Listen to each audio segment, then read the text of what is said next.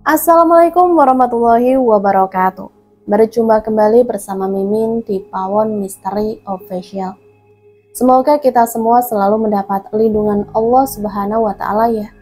Diberikan nikmat sehat walafiat serta dimudahkan segala urusannya.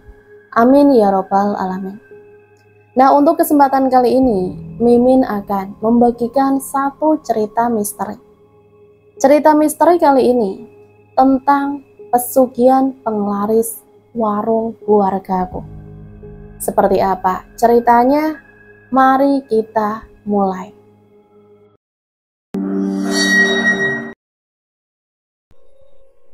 Dini, terdengar suara ibuku berteriak sangat keras.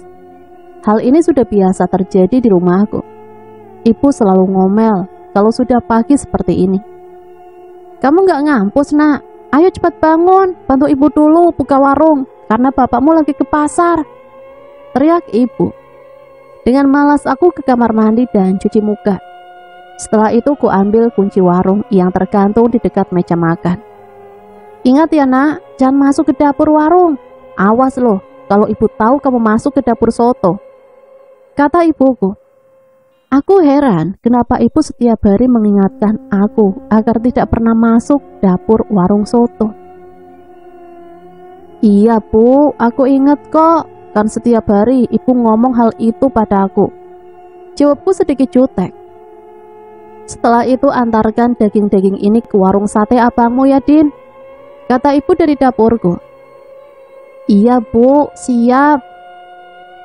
Ibuku jualan soto, sedangkan abangku Bang Yos jualan sate dengan istrinya. Tidak jauh dari warung soto ibu, abangku tinggal juga di warung itu. Ibu sengaja membuat warung itu sekaligus tempat tinggal abangku, biar nggak ngontrak-ngontrak rumah segala. Saat aku beberes di warung soto, aku penasaran sama dapur yang selalu dilarang ibu untuk kumasuki. Aku pun perlahan-lahan berjalan ke arah dapur dengan mengendap-endap. Saat ku buka pintu dapur dan ku geser kordennya. Hai, ngapain kamu di sini? Teriak ayahku, membuatku terkejut. Ini pak, Dini kebelet pipis mau ke kamar mandi, kataku beralasan. Pipis di rumah sana, deket ini juga.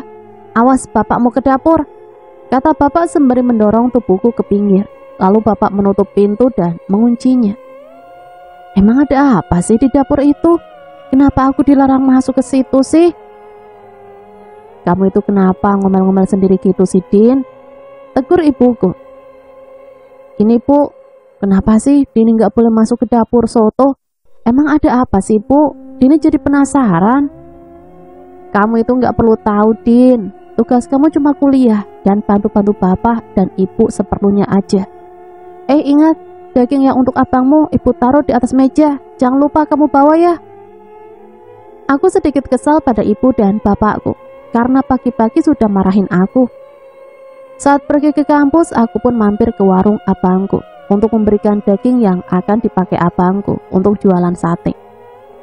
Ini bang dagingnya, kataku dengan sedikit bernada keras. Kamu ini kenapa Todin? Pagi-pagi udah cemberut aja.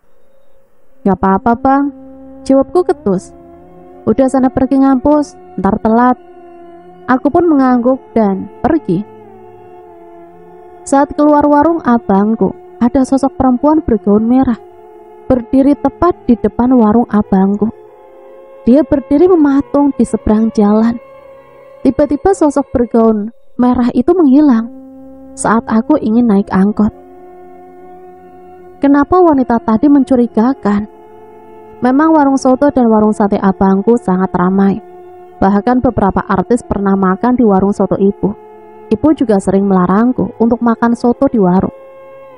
Masa anak tukang soto makan soto sih nak? Itu alasan ibu padaku kalau aku mau makan soto di warung ibu. Saat di kampus semua teman-temanku mengajakku makan soto ibuku. Sudah kukatakan, aku dilarang ibu makan di warung, tapi mereka tetap ngotot mengajakku ke sana. Akhirnya aku pun mengalah untuk ikut teman-temanku pergi ke warung soto ibu. Saat di warung, teman-temanku langsung ambil tempat di samping warung.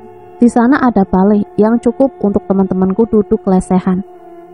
Aku membantu ibu menyiapkan pesanan teman-temanku. Ingat ya nak, kamu jangan makan soto ini ya. Awas kalau kamu ikutan makan. Ancam ibuku. Iya bu.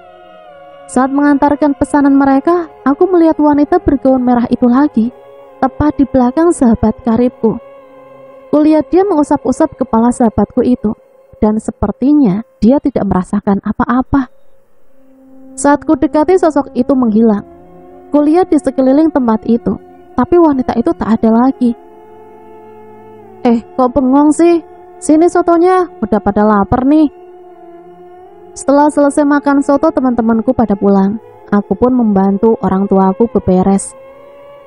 Karena sudah larut malam dan soto juga sudah pada habis.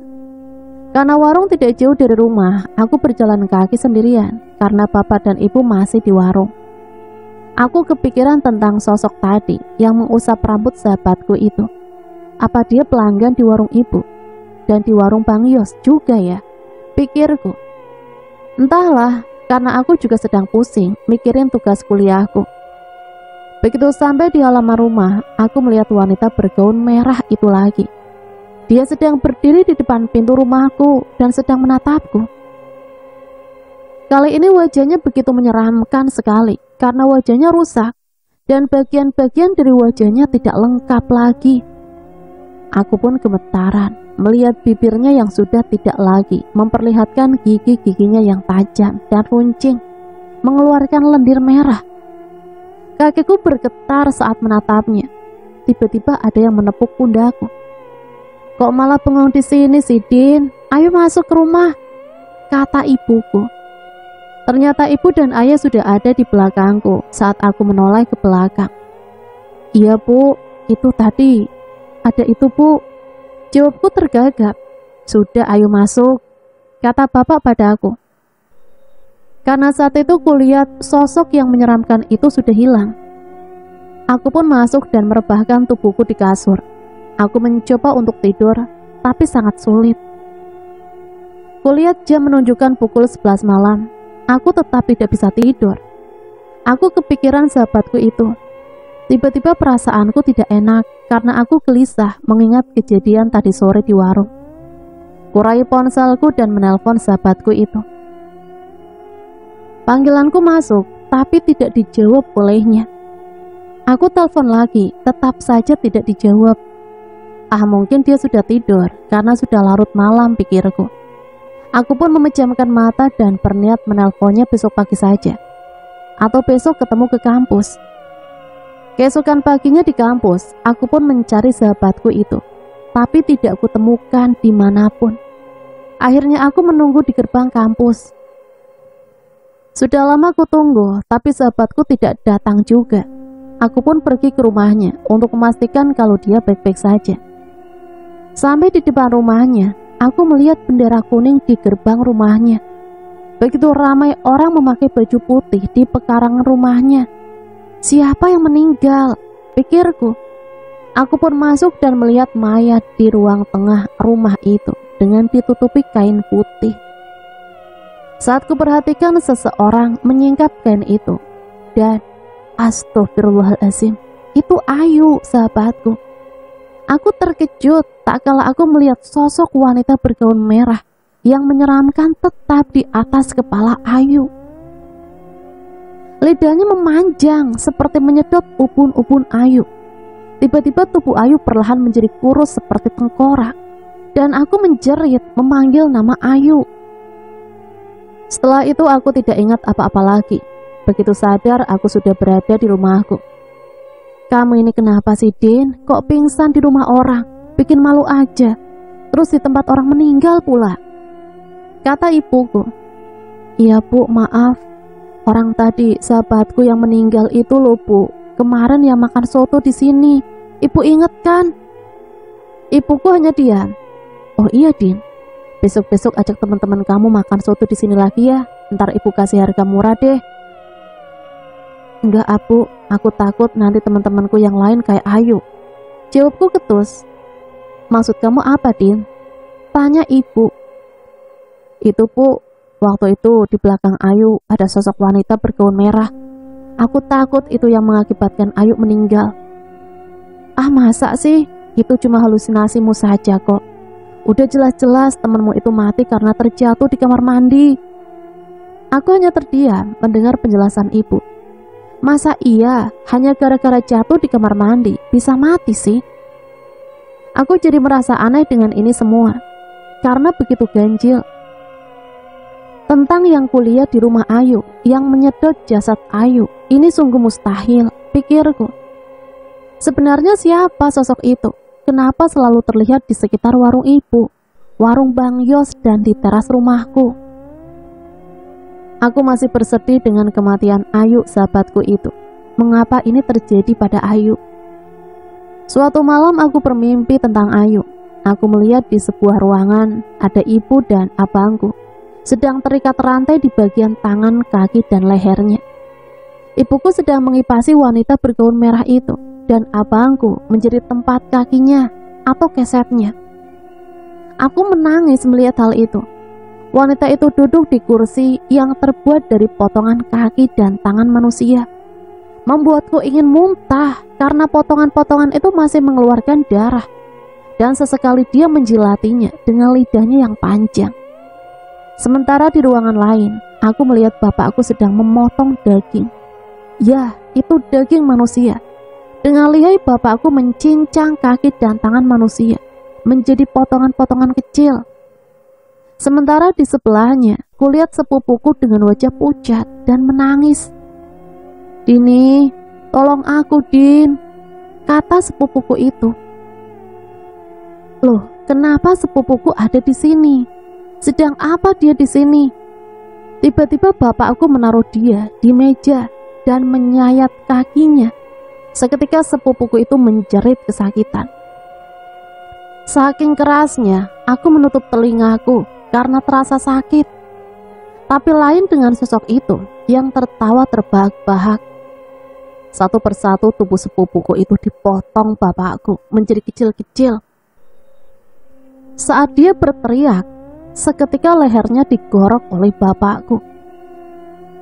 Bahkan sampai menyiprat wajah bapakku.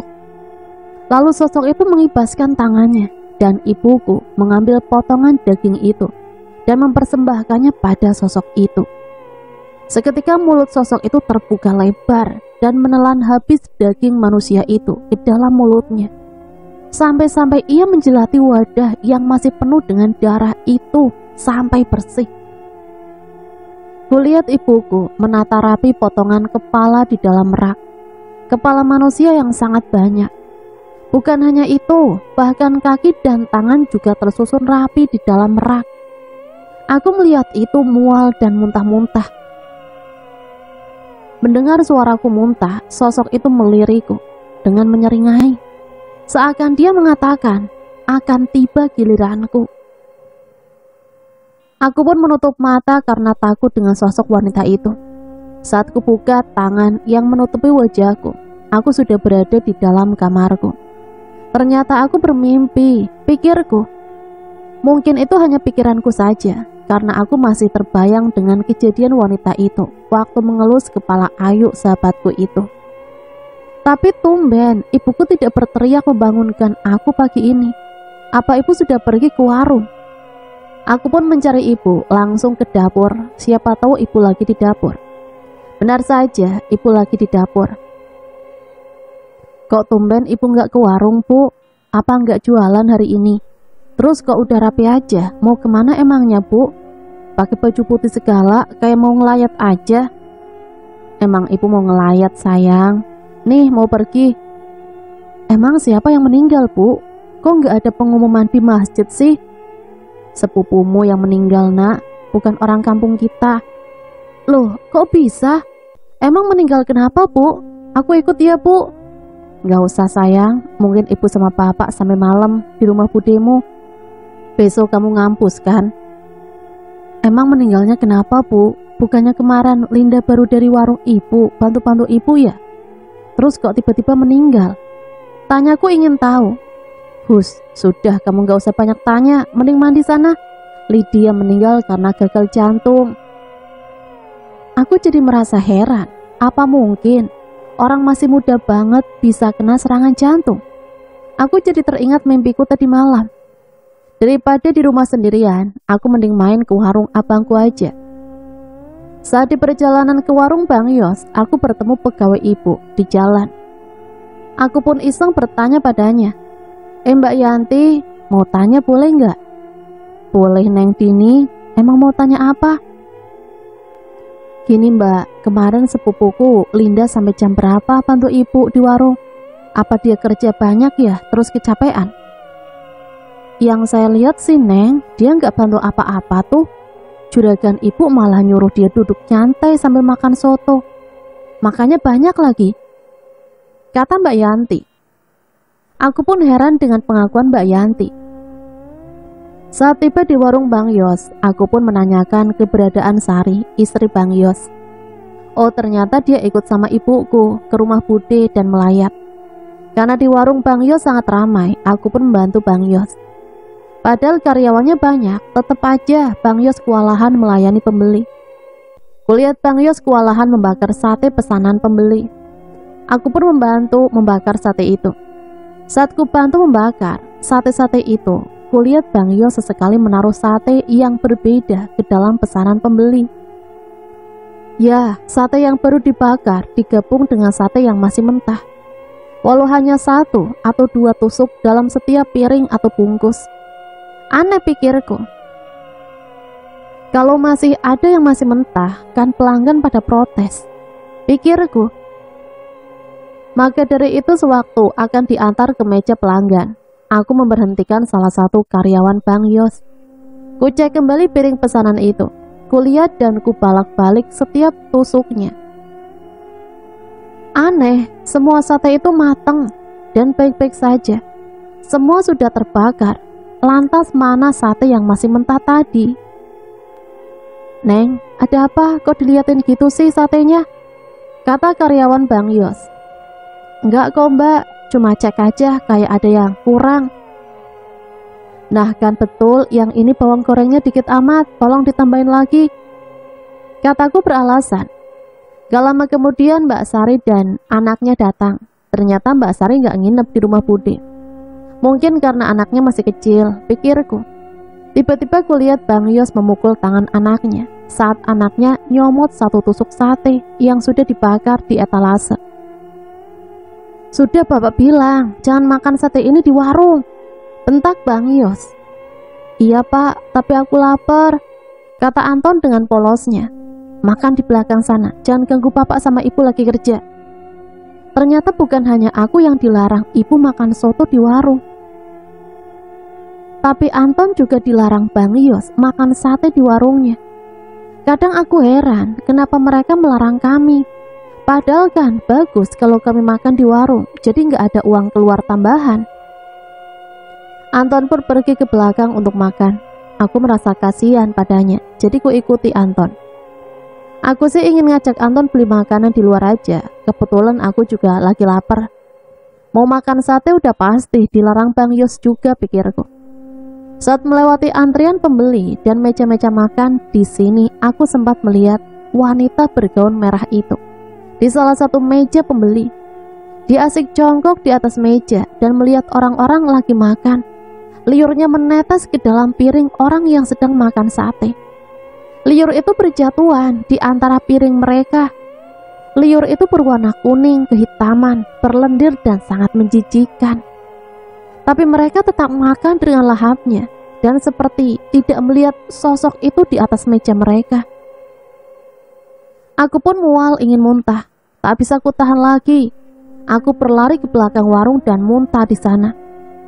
Saat aku kembali dan ku cek lagi, sosok itu sudah tak ada dimanapun. Kulihat di sekeliling, tapi tak kutemukan. Aku pun kembali masuk ke warung dan mengajak Anton makan di luar. Saat jalan menuju rumah makan di seberang jalan, kami berhenti dulu di pinggir jalan. Karena Anton merengek ingin beli somai. Kok beli somai Neng? Kan lebih enak makan sate aja, kata abang penjual somai. Emang abang pernah makan sate abang saya? Kok tahu enak? Pernah dong, malah sate Bang Yos itu jadi menu kesukaan keluarga kami, Neng. Anak dan istri abang kan suka mesen sate. Malah istri abang jadi malas masak, Neng. Kalau nggak beli sate ya beli soto ibu Neng. Kan ibu Neng nggak jualan hari ini. Itu makanya bentar lagi mau beli sate nih, kata abang tukang somai. Oh, kami lagi ingin makan yang lain bang, udah bosan sama sate dan soto. Kami pun makan di warung makan di seberang jalan. Kulihat Anton makan dengan lahap. Mungkin Anton sangat lapar, pikirku. Saat kami kembali ke warung sate, masih ramai dan antrian makin panjang. Karena warung ramai banget, aku pun langsung nimbrung, bantu Bang Yos. Tanpa kami sadari, Anton nyomot sate 2 tusuk sambil lewat masuk ke dalam warung. Kami tidak sadar karena saking sibuknya. Kata Bang Yos, biasanya nggak seramai ini, mungkin karena ibu nggak jualan. Makanya langganan ibu juga beli ke warung Bang Yos. Hari ini Bang Yos tutup agak cepat karena satenya laris manis. Bahkan sebagian pelanggan ada yang marah karena waktu dia datang, kami sudah beres-beres warung dan tutup. Malam harinya aku diminta Bang Yos tidur di tempatnya karena ibu dan bapak nggak pulang malam ini. Dia nginap di rumah Budi. Singkat cerita, aku pun tidur di rumah Bang Yos. Sekitar jam 11 malam, aku terbangun karena aku kebelet pipis. Saat melewati kamar Anton, setelah dari kamar mandi, kulihat wanita bergaun merah masuk, menembus pintu kamar Anton. Aku mengucek mataku, memastikan yang kulihat itu benar. Kubuka pintu kamar Anton, tidak ada siapa-siapa. Anton masih nyenyak, tidur di kasurnya. Aku pun kembali ke kamarku. Tiba-tiba terdengar suara teriakan Anton dari kamar. Aku pun berlari menuju kamar Anton. Di sana sudah ada Bang Yos dan Mbak Sri. Mbak Sri menangis melihat Anton kesakitan sambil memegang perutnya. Kenapa kamu nak? Kenapa? Sakit bu, sakit. Perut Anton sakit bu. Emang kalian makan apa tadi Din? Tanya Mbak Sari pada aku. Nggak ada mbak, makan nasi sama somai aja kok tadi siang. Oh iya, tapi tadi aku lihat Anton nyomot sate 2 tusuk di etalase. Entah mengapa Mbak Sari menjerit sekuat-kuatnya, membuatku bingung. Dia berkata, ayo kita bawa Anton ke rumah Mbak Nyoto mas. Aku jadi merasa aneh, siapa Mbak Nyoto? Kenapa nggak dibawa ke rumah sakit, malah dibawa ke rumah Mbak Nyoto, pikirku. Apa dia seorang dokter? Tapi nggak mungkin lah, masa dokter dipanggil Mbah. Kami pun pergi membawa Anton yang merintih kesakitan ke rumah Mbah Nyoto. Mungkin karena panik, abangku dan Mbak Sari nggak peduli aku ikut sama mereka. Ternyata rumah Mbah Nyoto itu lumayan jauh dan masuk pelosok. Di sepanjang perjalanan, kami ditemani semua burung gagak yang sepertinya selalu mengikuti mobil kami. Anton pun semakin kesakitan, dia selalu memegang perutnya. Sementara Mbak Sri hanya bisa menangis. Cepet dong mas nyetirnya, ngebut aja biar cepet sampai kita. Sabar dong dek, ini juga mas udah ngebut. Kita juga harus hati-hati, ntar malah nabrak. Akhirnya beberapa jam kemudian kami sampai juga di rumahnya Mbah Nyoto. Abangku langsung masuk dan menjumpai Mbah Nyoto yang sedang duduk bersilah di sebuah ruangan. Ada apa kalian tengah malam begini ke rumahku? Ini mbah, anak kami kesakitan, kata Bang Yos, sementara aku hanya berdiam menyaksikan ini semua. Mbah Nyoto pun memejamkan matanya dan memegang perut Anton. Ini sudah terlambat, sangat terlambat. Apa maksudnya mbah? Tolong bantu anak kami mbah, kata Mbak Sari sambil menangis. Akan ku coba, tapi bila tak berhasil, kalian harus ikhlas. Dia pun mulai membaca mantra-mantra yang sulit ku mengerti. Tidak lama terlihat di perut Anton muncul sesuatu yang melingkar dan berputar-putar di perutnya. Anton seketika kesakitan saat benda itu berputar-putar di perutnya, seperti ular yang berjalan di perut Anton. Sangat jelas terlihat bentuknya seperti ular. Anton menjerit-jerit dan akhirnya tidak sadarkan diri. Mbak Sari menangis sejadi-jadinya melihat anaknya terkulai lemas. Maaf, aku tidak bisa membantu kalian. Ini sudah terlambat. Ini juga salah kalian. Kenapa kalian sampai lengah dan membiarkan anak kalian memakannya? Kata Mbah Nyoto. Aku heran kenapa si Mbah itu tahu tentang hal itu. Padahal tidak ada yang bercerita tentang hal itu padanya. Sekarang bawa anak kalian pulang ke rumah. Kami pun membawa Anton pulang ke rumah karena ternyata Mbah Nyoto tidak sanggup mengobati Anton. Bang, sebaiknya kita bawa Anton ke rumah sakit, Bang. Aku takut nanti terjadi hal buruk pada Anton, Bang. Kataku pada Bang Yos. Ini benar, Mas. Sebaiknya kita bawa saja Anton ke rumah sakit. Aku tidak mau kehilangan Anton, Mas. Sudah, kalian diam. Apa kalian tidak tahu kalau Anton ini bukan sakit medis? Kami pun terdiam mendengar kata-kata Bang Yos. Memang benar, ini bukan penyakit medis, pikirku. Sesampainya di rumah, Bang Yos membaringkan Anton di kasur. Anton pun sadar dan meminta air putih karena dia merasa sangat haus. Dia bilang dia bermimpi disuruh lari oleh perempuan yang sangat menyeramkan, dan di belakangnya ada ular besar yang mengejarnya. Kalau dia tidak lari, ular itu akan memakannya karena mulutnya sangat besar, sebesar mobil truk, kata Anton. Setelah diberi minum, Anton menjerit-jerit kesakitan sambil memegangi perutnya lagi. Tiba-tiba terlihat lagi benda seperti ular di dalam perut Anton. Tapi kali ini dia berjalan menuju arah leher Anton. Seketika keluarlah dari mulut Anton ular berwarna kuning keemasan. Mata Anton terbelalak saat ular itu berusaha keluar dari mulut Anton. Semakin keluar ular itu semakin besar, kira-kira sebesar lengan orang dewasa.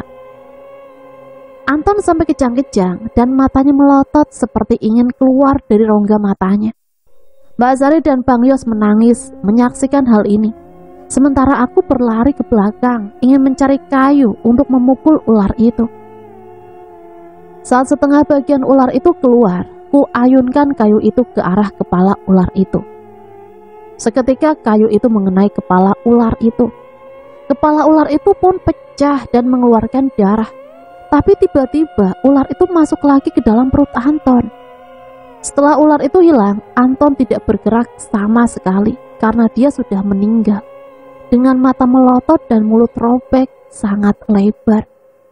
Aku pun menangis sekeras-kerasnya menyaksikan hal itu. Sementara Mbak Sari pingsan. Singkat cerita, mayat Anton pun dimakamkan. Warung Bang Yos tutup selama beberapa hari karena tiap malam akan ada tahlilan di warung. Ibu dan bapak merasa sedih kehilangan cucu satu-satunya. Terlihat sekali di wajahnya raut kesedihan. Sementara Mbak Sari tidak mau makan ataupun minum. Setiap hari dia hanya menangis dan menangis. Pas malam ke-7 tahlilan Anton, aku gelisah. Aku merasa suasana di kamarku sangat panas. Aku pun keluar dan duduk di teras. Kulirik jam tanganku menunjukkan pukul 10 malam. Padahal baru saja hujan turun, tapi kenapa kok malam ini terasa panas banget? Saat aku ingin masuk ke rumahku, kulihat ibu dan bapak pergi membawa kresek hitam besar. Mau kemana bapak dan ibu malam-malam begini? Mereka sangat mencurigakan. Aku pun mengikuti mereka, mau pergi kemana. Mereka singgah di rumah Bang Yos. Sekarang mereka pergi bertiga. Aku tambah penasaran, mau pergi kemana mereka? Kok Mbak Sari nggak ikut? Mungkin Mbak Sari lagi nggak enak badan, pikirku. Mereka pergi naik mobil Bang Yos. Aku pun bingung mau ngikutin mereka, tapi naik apa? Aku pun naik ojek di perempatan kampungku dan kusuruh ojek itu ngikutin mobil Bang Yos. Mereka berhenti di sebuah lapangan yang sangat luas, tidak jauh dari kampungku. Memang lapangan itu agak sudut kampung dan lumayan sepi. Di sana sudah menunggu Mbah Nyoto. Aku mengawasi mereka dari kejauhan, di balik sebuah pohon besar. Mereka seperti mengeluarkan peralatan perdukunan.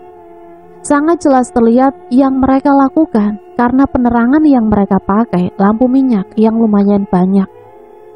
Mbak Nyoto berkomat kamit. Tiba-tiba dari kejauhan terlihat sosok wanita bergaun merah. Di belakangnya terlihat makhluk hitam besar dan berbulu sedang membawa sesuatu. Aku tidak mendengar apa yang mereka bicarakan. Tapi saat makhluk besar itu memberikan sesuatu dalam plastik kresek, ibu langsung menukarnya dengan plastik yang di bawah ibu.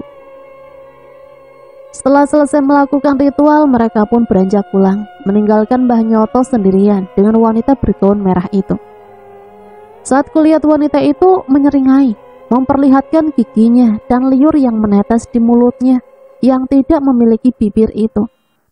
Aku pun ketakutan, seketika kakiku gemetar.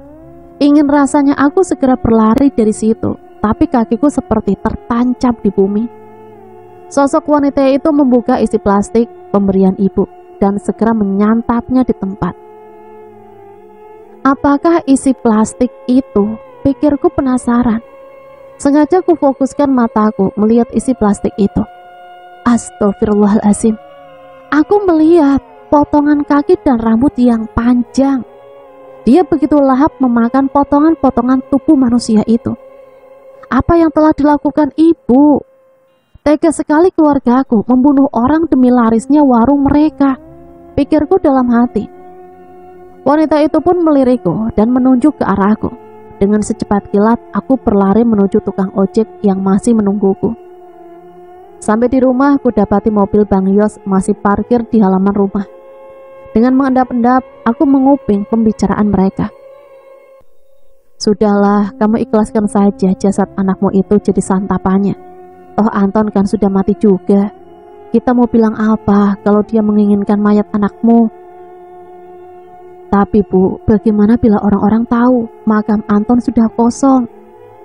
Mana mungkin, kan kita sudah menimbunnya lagi. Aku melihat air mata Bang Yos jatuh dan dia menangis.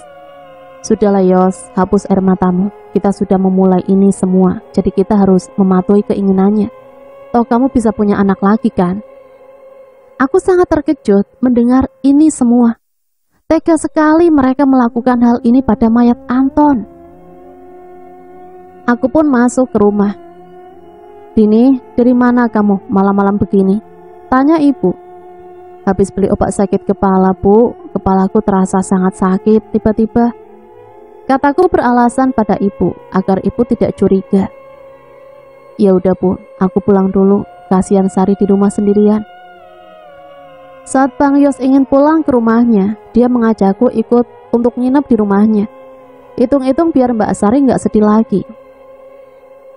Kan nanti kamu bisa jadi teman mbakmu di rumah, kata Bang Yos. Aku pun mengangguk dan ikut saja ke rumah Bang Yos. Sesampainya di sana, aku melihat Mbak Sari sedang tidur sangat pulas. Tubuhnya kurus semenjak ditinggal Anton. Wajahnya pucat seperti tidak memiliki darah saja. Badannya lusuh tak terurus. Kenapa Mbak Sari jadi seperti ini, Bang? Tanyaku iba. Abang juga nggak tahu, Din. Mbakmu nggak mau makan, nggak mau mandi, dan malas ngapa-ngapain. Kamu tidur sama mbakmu aja ya. Abang biar tidur di kamar Anton aja. Aku pun mengangguk, tanda setuju. Saat ingin tidur di samping Mbak Sari, aku sangat terkejut melihat wanita bergaun merah itu sudah ada di samping Mbak Sari. Dia mengeluarkan lidah panjangnya dan menyedot upun-upun Mbak Sari. Aku pun membaca ayat-ayat suci Al-Quran, berharap makhluk itu segera menghilang. Tapi dia malah kuat menyedot upun-upun Mbak Sari. Pergi, pergi kau makhluk terkutuk, jangan ganggu kakak iparku. Makhluk itu malah menjelati sekujur tubuh Mbak Sari. Dan Mbak Sari seperti tidak merasakan apa-apa. Dia tetap tertidur pulas. Apa kau tidak tahu orang tuamu mengikuti pesugihan? Hah? Bentak wanita itu. Dia ini santapanku selanjutnya. Dan kau jangan coba-coba ikut campur sama urusanku. Kalau kau ikut campur, kau akan kumakan juga. Walau orang tuamu tidak menumbalkanmu. Aku pun berkeringat dingin mendengar ucapan makhluk itu. Kulihat upun-upun Mbak Sari sudah bolong. Aku pun berteriak sekuat-kuatnya. Bang Yos pun datang dan Mbak Sari terbangun. kamu kenapa, Din? Tanya Bang Yos. Mbak Sari Mas, dia. Belum sempat aku selesai berbicara, Mbak Sari duduk di depanku. Mbak, kenapa, Din? Emang kamu kenapa? Kok teriak-teriak gitu? Aku mengucek mataku seakan tidak percaya. Padahal jelas tadi kulihat kepala Mbak Sari bolong. Tapi kenapa Mbak Sari baik-baik saja? Apa aku tadi cuma mimpi? Nggak mungkin, aku sedang mimpi. Tadi itu seperti kenyataan. Kamu mimpi buruk ya, Din? Tanya Bang Yos. Iya Bang, mungkin aku sedang bermimpi tadi. Mimpiku sangat serem karena aku melihat Mbak Sari diganggu hantu, Bang. Ya sudah, sekarang kalian tidur lagi. Baca doa biar nggak mimpi serem lagi. Setelah Bang Yos pergi dan Mbak Sari kembali tidur, aku tetap tidak bisa tidur karena kepikiran mimpiku barusan. Sampai subuh aku tidak bisa tidur. Bahkan setelah sholat subuh pun, aku tetap saja tidak bisa memejamkan mata. Kupandangi Mbak Sari yang tertidur di sebelahku. Apa aku juga akan kehilangan kakek iparku yang baik ini? Pikirku dalam hati. Saat sudah pagi, aku segera bersiap-siap untuk ngampus. Sebelum ke kampus, aku menyempatkan diri untuk melihat makam Anton. Sesampainya di sana, benar saja, makam Anton seperti pernah digali, karena nisannya tergeletak begitu saja di tanah. Bahkan tanah kuburannya juga berantakan. Bahkan tidak jauh dari makam Anton, ada makam seorang wanita. Makam itu juga sama persis makam Anton. Dan setauku, makam itu makam seorang wanita yang sedang hamil, yang mati karena terjatuh di dalam sumur. Apa kedua makam itu yang digali Bang Yos dan kedua orang tuaku? Sambil pergi aku pun yakin itu makam yang mereka gali waktu itu. Singkat cerita, aku dan teman-temanku datang untuk makan di warung ibuku. Saat di sana, ibuku terlihat sangat senang melihat aku dan teman-temanku datang untuk makan soto di sana. Bagus sayang, kamu emang anak yang baik, nurut sama orang tua. Nih, kasihin ke teman-temanmu sotonya. Bilang gak usah bayar, karena hari ini ibu ada untung banyak. Kata ibuku. Bukannya senang, aku malah takut. Tapi teman-teman malah bersorak dan sangat senang, bahkan ada yang nambah. Aku pun waspada dan selalu melihat ke sekitar teman-temanku, memastikan wanita seram itu tidak ada di sekitar teman-temanku. Setelah semua teman-temanku selesai makan, baru aku bernafas lega. Setelah semua proses mereka makan aman dan tidak terlihat wanita bergaun merah itu lagi. Tapi tiba-tiba aku menerima telepon dari Bang Yos yang terlihat sangat panik. Dia menyuruhku untuk datang ke warungnya. Aku pun segera pergi ke sana, diantar teman priaku bernama Wahyu. Bisa dibilang Wahyu itu pacarku, yang sangat baik dan alim. Sampai di warung Bang Yos, aku langsung masuk ke dalam bersama Wahyu. Bang Yos sedang panik, memegangi tubuh Mbak Sari yang sedang melayang di udara. Karena terkejut menyaksikan hal yang mustahil, aku malah bengong seperti orang bodoh. Dek, kok bengong? Ayo bantu abang. Aku pun segera berlari memegang kaki Mbak Sari. Tapi Wahyu malah duduk bersila di depan pintu dan mengeluarkan tasbih dari sakunya. Wahyu berzikir dengan sangat kencang, sementara aku dan Bang Yos berusaha menarik tubuh Mbak Sari ke bawah karena sangat sulit. Tubuhnya seperti menolak untuk ditarik. Sudah Bang, biarkan saja tubuh Mbak Sari di situ. Sebaiknya Abang dan Dini mundur saja dulu, perintah Wahyu. Saat Wahyu membaca ayat-ayat suci Al-Quran, Mbak Sari malah tertawa cekikikan, membuatku takut. Dengan perlahan tubuh Mbak Sari turun dan tergeletak di atas kasur. Aku ingin memeluk Mbak Sari, tapi Wahyu melarangku. Jangan Din, menjauh dari mbakmu dulu. Aku pun mengikutinya. Mbak Sari duduk bersila menghadap Wahyu. Kau masih ingusan, jangan melawanku anak muda, kata Mbak Sari. Seketika kepala Mbak Sari berputar ke belakang. Sekarang wajah Mbak Sari berada di belakang. Aku menangis melihat hal itu. Selamatkan mbakku Wahyu, aku mohon, pintaku pada Wahyu. Kamu tenang saja Din, mbakmu pasti selamat. Sesaat setelah Wahyu berzikir, dia mengulurkan tasbihnya pada leher Mbak Sari dan perlahan kepala Mbak Sari ke posisinya semula. Seketika Mbak Sari muntah-muntah dan dia memuntahkan hewan-hewan tak lazim. Saat Mbak Sari memuntahkan hewan-hewan yang menjijikan, aku juga ikut muntah karena merasa ikut mual. Akhir dari ruqyah yang dilakukan Wahyu, Mbak Sari memuntahkan gumpalan rambut. Ya, rambut hitam legam yang lumayan besar, sebesar kepala orang dewasa. Mbak Sari sampai sesak nafas mengeluarkan gumpalan rambut itu dengan tenggorokannya. Kami tidak ada yang boleh membantunya kecuali Bang Yos yang memijat-mijat pundak Mbak Sari. Setelah semua dimuntahkan, Mbak Sari keluar. Bang Yos segera membakarnya dan aku memberikan air minum pada Mbak Sari. Setelah semua proses ruqyah selesai, Wahyu pun berpamitan pulang dan besok dia janji akan datang lagi ke rumah Bang Yos. Setelah Mbak Sari tertidur lelap, Bang Yos malah ke dapur menyiapkan bahan-bahan untuk jualan sate besok. Aku pun sempat emosi melihat hal itu. Apa yang abang lakukan? Masih sempat abang berpikir akan jualan besok? Kataku. Bang Yos hanya diam sambil mengeluarkan kresek hitam dan itu ternyata daging yang sudah ditusuk dan sudah siap untuk dibakar. Saat Bang Yos ingin membakar daging itu, aku pun mengambil dengan paksa dan kubuang ke halaman belakang rumah. Apa yang kamu lakukan, Din? Kenapa kamu buang daging itu? Abang sangat sulit mendapatkan daging itu. Abang harus menggali beberapa kuburan untuk memperoleh daging-daging itu. Sekarang malah kamu buang begitu saja, bentak Bang Yos. Aku pun cukup terkejut dengan pengakuan Bang Yos. Apa bang? Jadi daging-daging itu bukan daging sapi, tapi daging mayat yang sudah dikubur. Pantas saja. Astagfirullahaladzim. Ibu melarangku makan soto dan abang melarang Anton makan sate di warung kita. Mendengar aku menyebut nama Anton, seketika Bang Yos menangis. Sepertinya dia baru sadar telah kehilangan anaknya.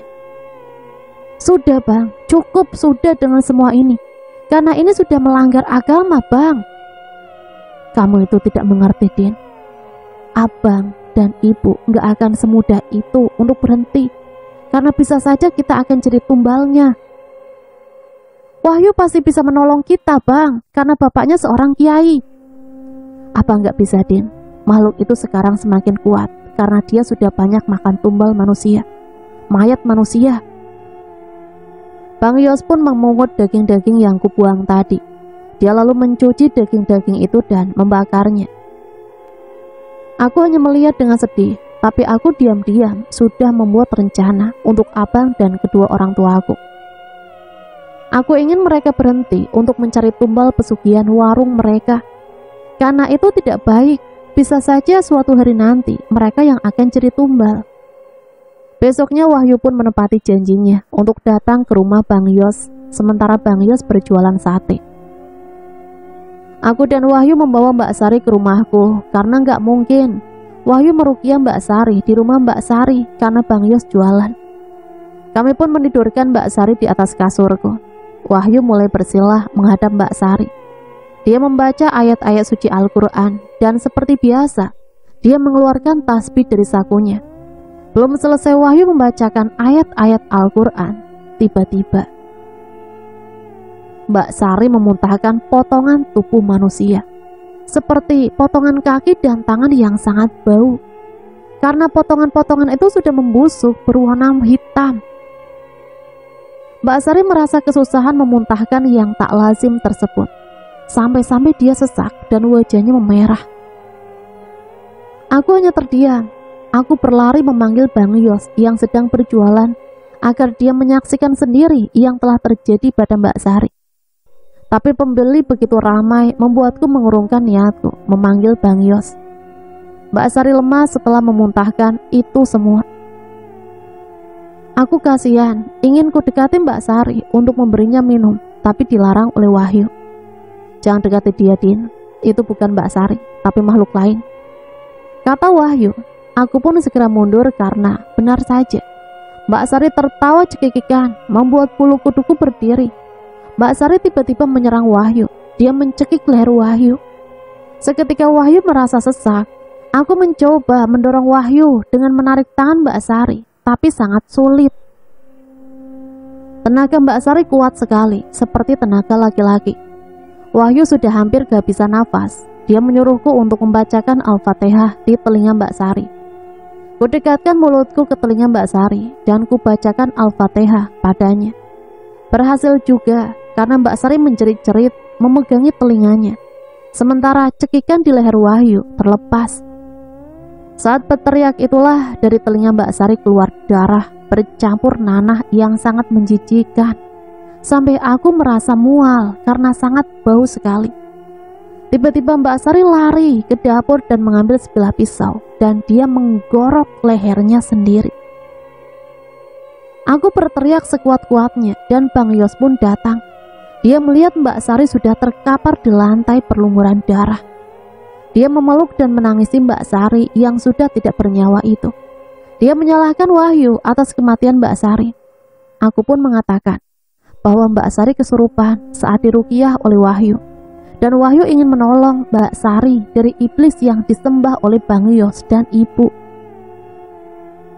Ini bukan salah Wahyu. Ini semua terjadi karena abang dan ibu menyembah setan. Kalian sudah melakukan pesugihan. Sebab itu aku kehilangan sahabat, sepupu dan Anton. Seketika tamparan keras mendarat di pipiku. Ibuku tiba-tiba ada di depanku dan menamparku sangat keras sekali. Sampai-sampai aku terjatuh ke lantai. Tapi bapakku memelukku dan menangis. Kamu jangan bicara seperti itu, nak. Kami melakukan ini semua yuk untukmu. Demi kamu, agar kamu bisa kuliah dan serba kecukupan. Aku tidak butuh banyak harta, Pak. Kita bisa jualan dengan halal, Pak. Tanpa harus ada yang jadi tumbal. Jangan sampai nanti aku juga mati sia-sia karena menjadi tumbal kalian. Aku pun pergi dan menarik tangan Wahyu keluar dari sana. Akhirnya Mbak Sari pun dimakamkan. Tepat seminggu setelah pemakaman Mbak Sari, aku melihat ibu dan abangku pergi tengah malam. Aku yakin dia ingin membongkar makam Mbak Sari. Aku pun mengikuti mereka diam-diam. Betul saja, mereka menuju pemakaman. Saat aku ingin mengikuti mereka, tiba-tiba tanganku ada yang menariknya. Sesosok tubuh tinggi besar sudah ada di depanku. Aku ingin lari, tapi tidak bisa. Makhluk itu seperti genderuwo yang memiliki gigi runcing dan lendir yang berbau. Dia mengempaskanku sampai aku terjatuh. Tubuhku kaku saat makhluk itu menindih tubuhku dari atas. Kau ingin menggagalkan mereka, membongkar kuburan itu kan? Apa kau tidak tahu? Itu adalah santapan ratuku, kata makhluk itu. Aku hanya bisa melotot saat makhluk itu melepaskan celana yang sedang kukenakan.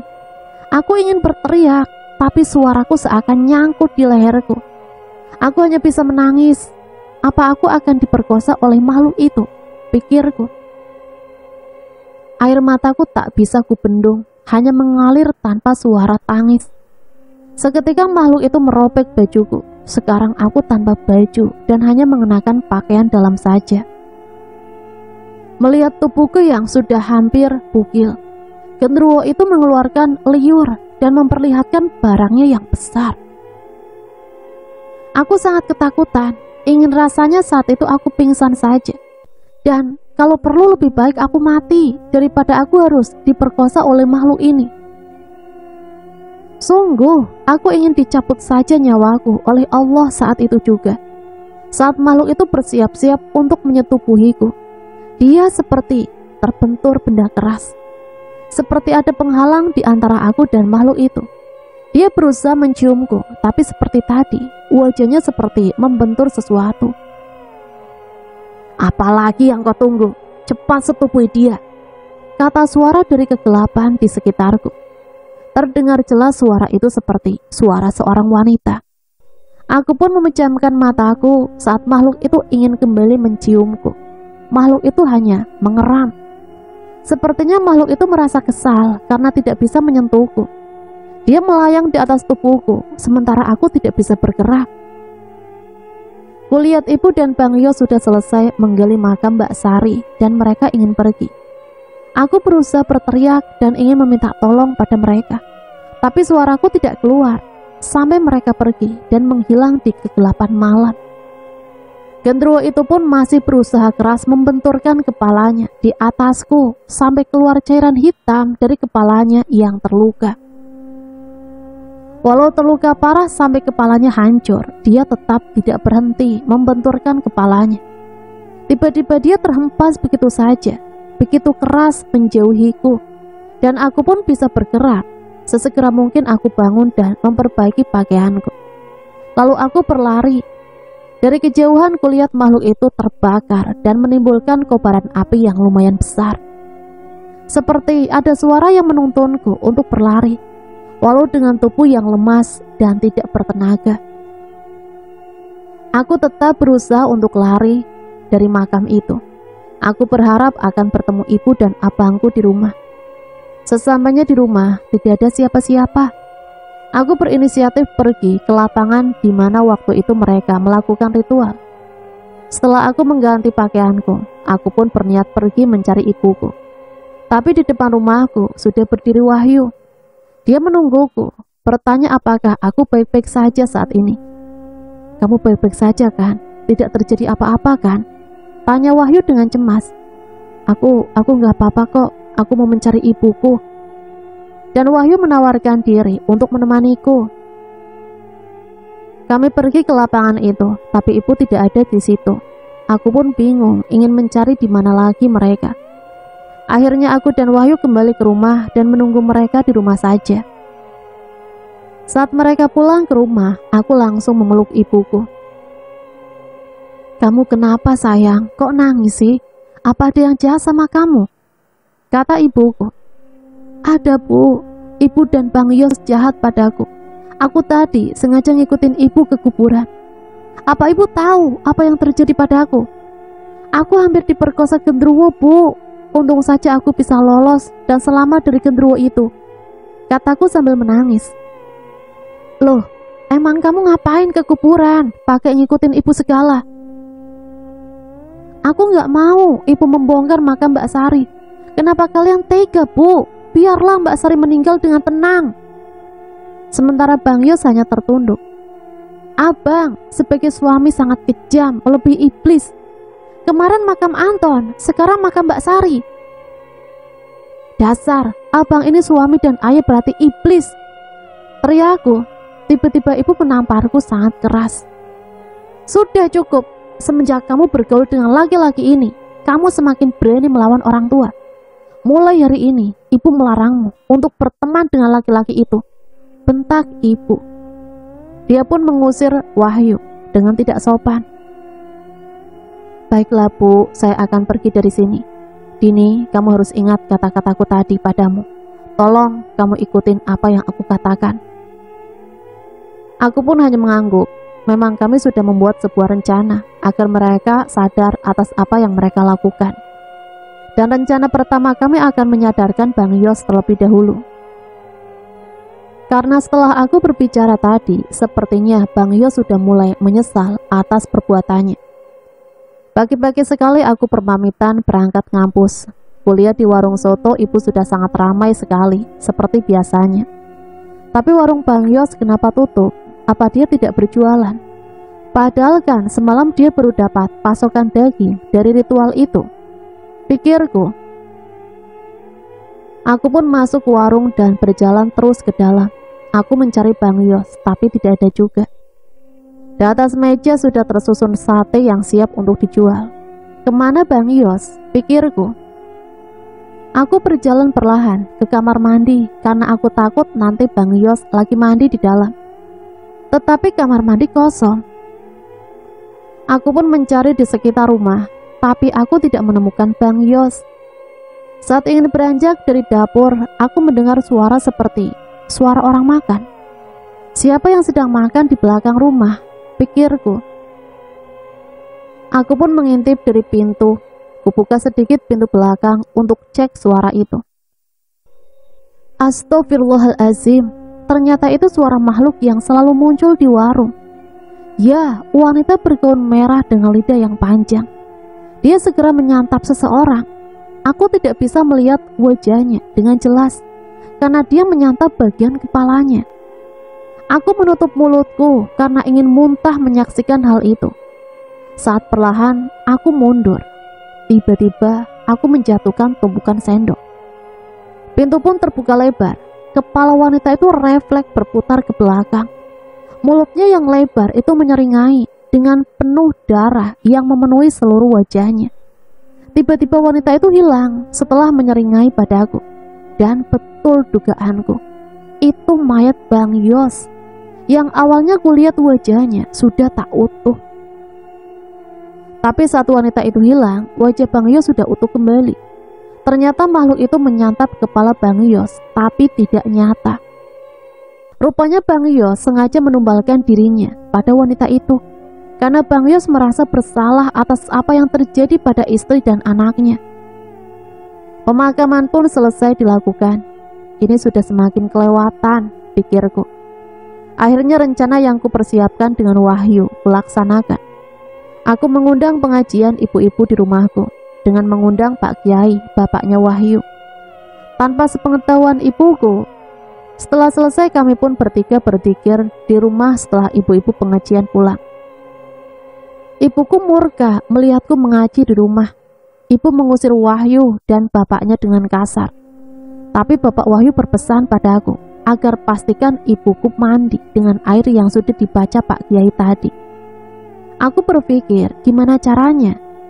Kulihat ibuku sudah siap-siap ingin mandi. Sebelum ibuku masuk ke kamar mandi, terlebih dahulu aku masuk ke kamar mandi untuk mencampurkan air ke dalam bak mandi yang sudah didoakan oleh Pak Kiai. Selang beberapa lama ibuku pun masuk ke kamar mandi dan aku mendekati kamar mandi, mencoba mendengarkan ibuku yang sedang mandi. Suara air dari kamar mandi. Aku masih setia menunggu di dapur untuk memastikan ibuku mandi dan dia baik-baik saja.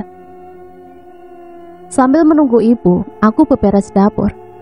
Tiba-tiba aku tidak mendengar lagi suara ibuku mandi. Mungkin ibu lagi buang air kecil, pikirku. Sudah lama menunggu kok ibu nggak keluar juga dari kamar mandi. Aku coba mengetuk pintu kamar mandi. Bu, udah selesai belum mandinya? Aku mau ke kamar mandi nih. Aku kebelet, Bu, kataku beralasan. Tapi tidak ada suara dari dalam kamar mandi. Aku menggedor-gedor pintu kamar mandi. Tetap tidak ada jawaban dari dalam kamar mandi. Aku semakin takut dan khawatir. Kupanggil bapak yang sedang sibuk di warung agar bapak mendobrak pintu kamar mandi. Setelah bapak menggedor-gedor pintu, ibu tetap tidak menyaut. Akhirnya bapak mendobrak pintu kamar mandi. Saat pintu terbuka, alangkah terkejutnya kami mendapati ibuku sudah tiada dengan tubuh yang gosong seperti terbakar. Ibu meringkuk di dalam bak kamar mandi. Aku menjerit melihat kondisi ibuku saat itu karena sedari tadi tidak ada asap atau api di dalam kamar mandi. Lantas kenapa tubuh ibuku seperti terbakar? Dan kulitnya semua terkelupas, matanya melotot sangat mengerikan. Beberapa bulan kemudian warung soto kami pun bangkrut karena berita tentang ibuku melakukan pesugihan tiba-tiba menyebar ke seluruh kota. Orang-orang takut makan di warung kami sehingga tidak ada pemasukan. Sementara bapakku sekarang kerja serabutan karena harta kami habis untuk membangun usaha baru yang selalu gagal. Tapi aku tetap bersyukur dengan kehidupanku yang sekarang. Yang terpenting kami sudah terbebas, lepas dari kejaran iblis pesugihan itu lagi. Kami selalu bersyukur dan selalu mendekatkan diri kepada Allah Subhanahu wa Ta'ala. Cerita selesai sampai di sini. Semoga cerita ini bisa kita jadikan pembelajaran ya. Ambil sisi positif dan buang jauh-jauh hal negatifnya. Sampai di sini saya pamit undur diri, mohon maaf apabila banyak salah kata. Sampai berjumpa kembali di cerita-cerita selanjutnya. Matur suwun, wassalamualaikum warahmatullahi wabarakatuh.